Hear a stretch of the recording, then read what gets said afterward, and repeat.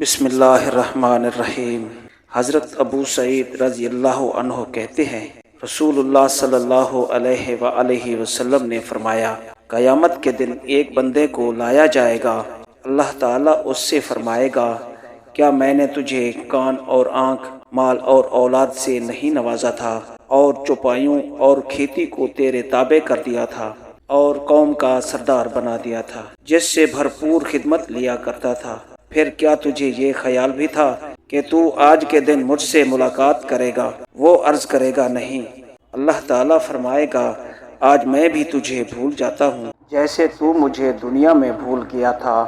سنن الترمذی، حدیث نمبر 2428۔ حضرت انس بن مالک رضی اللہ عنہ اپنے والد سے بیان کرتے ہیں کہ میں نے نبی کریم صلی اللہ علیہ وآلہ وسلم سے درخواست کی کہ آپ قیامت کے دن میرے لیے شفاعت فرمائیں۔ حضور صلی اللہ علیہ وآلہ وسلم نے فرمایا، ضرور کروں گا۔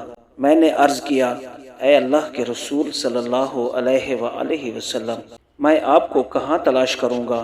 آپ نے فرمایا، سب سے پہلے مجھے پل صراط پر ڈھونڈنا۔ میں نے عرض کیا، اگر پل صراط پر آپ سے ملاقات نہ ہو سکے تو فرمایا، تو اس کے بعد میزان کے پاس ڈھونڈنا۔ میں نے کہا، اگر میزان کے پاس بھی ملاقات نہ ہو سکے، فرمایا، اس کے بعد حوض کوثر پر ڈھونڈنا، اس لیے کہ میں ان 3 جگہوں میں سے کسی جگہ پر ضرور ملوں گا۔